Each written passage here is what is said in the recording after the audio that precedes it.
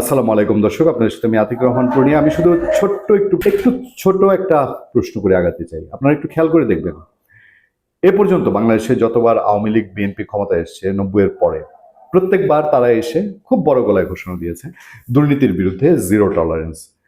কিন্তু যতবার দুর্নীতির বিরুদ্ধে জিরো টলারেন্স গিয়ে বলে রাষ্ট্র ক্ষমতায় বসেছে, রাষ্ট্র ক্ষমতা থেকে বিদায় নেওয়ার সময় দুটি দলই, আওয়ামী লীগ এবং বিএনপি, দুই দলই তারা দুর্নীতির ব্যাপক অভিযোগ মাথায় নিয়ে বিদায় হয়েছে। এবার যেমন 24-এ আওয়ামী লীগ বিদায় হয়েছে, আপনারা যারা মনে করে দেখবেন, আপনারা একটু খেয়াল করেন যাদের মনে আছে, 4 দলের জোট সরকার 2001-এ যেটি গঠন হয়েছিল, সেটা বিদায়ের পরেও দুর্নীতির মহা অভিযোগ ছিল সেই সরকারের বিরুদ্ধে।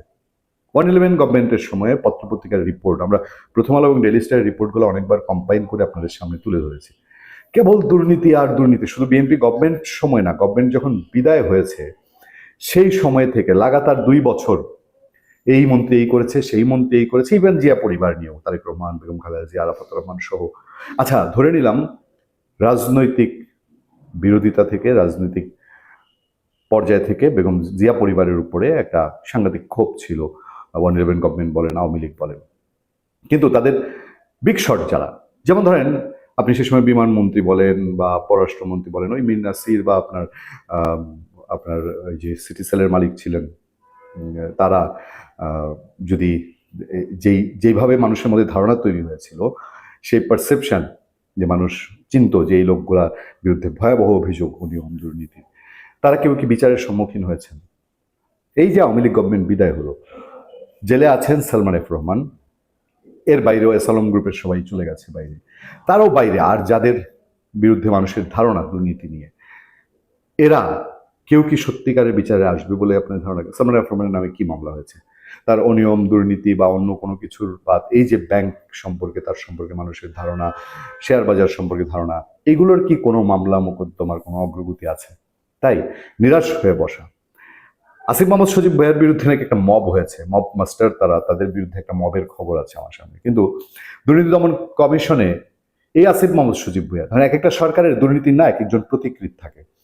যারা সোশ্যাল মিডিয়ায় কথা বলেন, টেবিল টকে আসেন, টেলিভিশনে আপনারা টক শোতে দেখেন, ম্যাক্সিমাম মানুষ ইউনূস সরকারের দুর্নীতির প্রতিকৃত দেখতে আসিফ মাহমুদ সজীব ভাইয়ের নাম তুলে ধরেন। তার বিরুদ্ধে দুর্নীতি দমন কমিশনে ব্যাপক অভিযোগ জমা হয়েছে, কিন্তু তিনি বীর দর্পে তারেক রহমানের শাসনামলে এখনো ঘুরে বেড়াচ্ছেন। এবং অনেকটা এইরকম যে 1,000 কোটি টাকা কামিয়েছি, আরে দরকার হলে 20 কোটি, 50 কোটি, 100 কোটি টাকা দিয়ে দিব, দেখি না আমার গায়ের লোমটা কে ছিঁড়ে। এরকম আছে না বাংলাদেশে, যে ক্ষমতাসীন দলের এই নেতাকে কিনে ফেলেছে, ওই নেতাকে কিনে ফেলেছে, সে সাপোর্ট দিয়ে বাঁচিয়ে দেয়। অথবা রাজনৈতিক মার পেচে আসিফ মাহমুদ সজীব ভাই তাকে একটা প্ল্যাটফর্ম নিয়েছে, সে আবার দেখেন মানে এইটুক সুযোগ পেয়েই যে যার বিরুদ্ধে $10 বিলিয়ন চুরির অভিযোগ, বাংলাদেশ থেকে পাচারের অভিযোগ, যে কারণে বলা হচ্ছে যে সে নাকি ফেসে যাচ্ছে। যে একটা ফটোকার্ড দেখছি আমি, রাইজিং বিডির বরাত দিয়ে ভয়েস বাংলা ফটোকার্ডটা করেছে, সেইখানে বলা হচ্ছে আসিফ মাহমুদ সজীব ভাইয়া $1 বিলিয়ন দুর্নীতি অনিয়মের অভিযোগে ফেসে যাচ্ছে। আসলে কি তাই? এই আসিফ মাহমুদের বিরুদ্ধে আবার নাকি একটা মব হয়েছে, এই মবের সংবাদটা আপনারা জানেন? $10 বিলিয়ন দুর্নীতির অভিযোগে ফাঁসছে আসিফ মাহমুদ।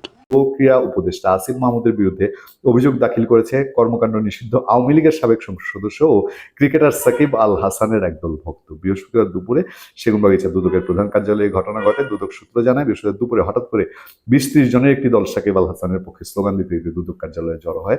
তারা কার্যালয়ের ভেতরে প্রবেশ করে সাবেক উপদেষ্টা আসিফ মাহমুদের বিরুদ্ধে দুর্নীতির অভিযোগ এনে একটি লিখিত আবেদন জমা দেওয়ার দাবি জানান। পরে নাকি জোর করে সেই আবেদনটা জমাও করেছে। কিন্তু মানুষের মধ্যে ধারণা কি? আর মানুষ কি কোনো আশার আলো দেখতে পাচ্ছে? তারা তো আরো বীর দর্পে ঘুরে বেড়াচ্ছে। সাবেক সরকারের, এই যে অন্তর্বর্তীকালীন সরকারের কোনো দুর্নীতি অনিয়মের কোনো একটা প্রেক্ষাপট আমরা দেখতে পাচ্ছি যে যেটা দিয়ে এটা বিচার নিশ্চিত হবে? ভালো থাকবেন, সুস্থ থাকবেন। আপনার সাথে আমি আতিক রহমান পূর্ণিয়া।